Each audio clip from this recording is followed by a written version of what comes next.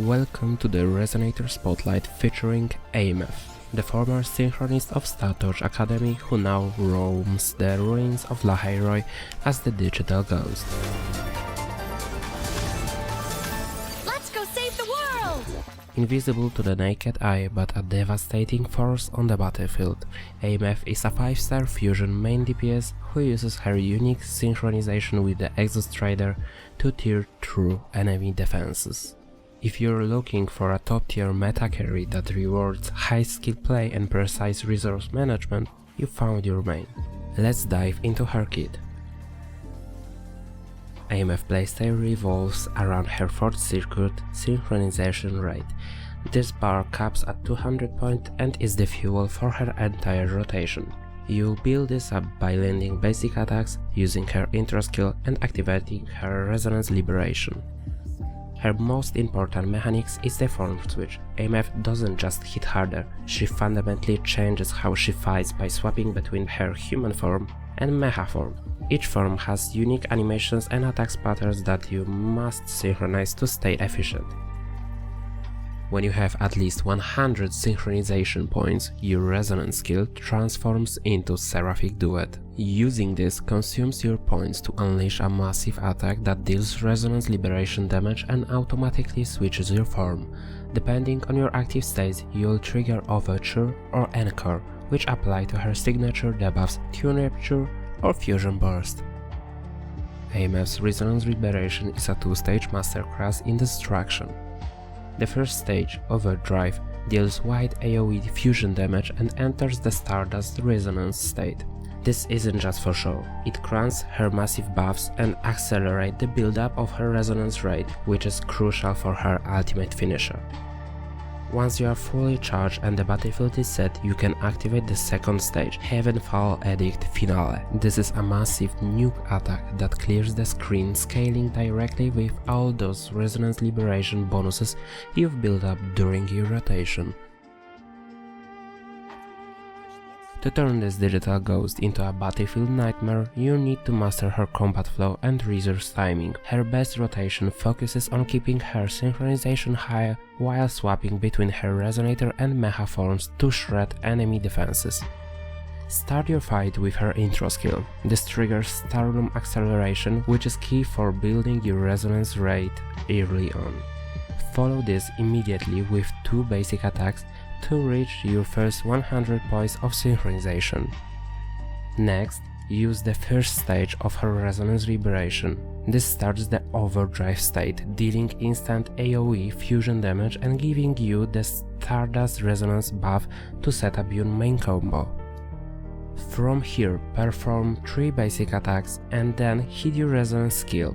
This uses 100 points to trigger Seraphic Duet, swapping your form and applying debuffs like Tune Rupture or Fusion Burst. Keep the pressure up by doing another 3 basic attacks and second Resonance skill to continue your damage and build up more resources. Once your bars are full, use a heavy attack to move into your finisher. Finish the fight with the final part of her Resonance Liberation, the Heavenfall Edict Finale. This massive attack destroys your target by using all your build-up stacks. Finally, swap her out to trigger her outro skill, leaving a damage boost for your team as Aemeath disappears back into the digital shadows. To make those numbers fly, you need the right gear. Her best in-slot weapon is Everbright Pulsar. It provides a 12% all attribute damage bonus and features a passive that lets you ignore 32 of the enemy death. It's the ultimate tool for shredding bosses. If you are using standard 5 stars, Emerald of Genesis is your go-to. It offers excellent energy regeneration and a solid 80k bonus. For the free-to-play players, Feather Edge is clear winner. It boosts your 80k and significantly increases Resonance Liberation damage after you cast your ult.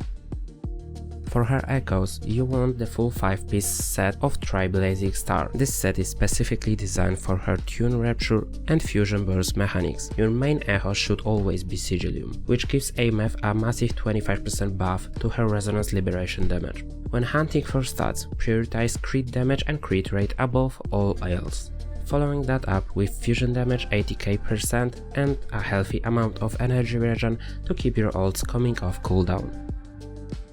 Aemeath is a powerhouse, but she shines brightest with the right support. Her best partner is Linnae, a sub DPS who perfectly complements both the Tune Rapture and Fusion Burst playstyles. For your third slot, your choice depends on your focus. Morni is ideally for Tune Rapture focus build, while Chisa is the queen of Fusion Burst composition.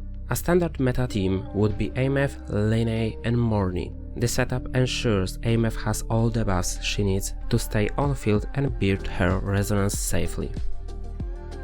Let's now talk about investment. While she's great at S0, her resonance chain offers massive jumps in power. Her S1 is Glided Grimmer. This is her most important milestone. It allows her to use the instant response state outside her ultimate, making her rotation much smoother and significantly increasing her damage from charge attacks. S3 does not make her self-sufficient by removing team restrictions, allowing Aemeath to apply her own Tune Rapture and Fusion Burst status effects. S6, at max potential, she becomes a monster. Her status effects can now deal critical damage and their stack limits are doubled. If you're choosing between her signature weapon and her first duplicate, go for the S1. The quality of life improvement and rotation fluidity it provides is worth more than raw stats of the weapon. Aemeath is fast, complex and incredibly rewarding Resonator. Once you master the rhythm of her form swaps and timing of her seraphic duets, you will be unstoppable. Good luck out there, rovers, and remember, just because you can't see her doesn't mean she isn't there. Like and subscribe for more build guides, and I see you in the next one.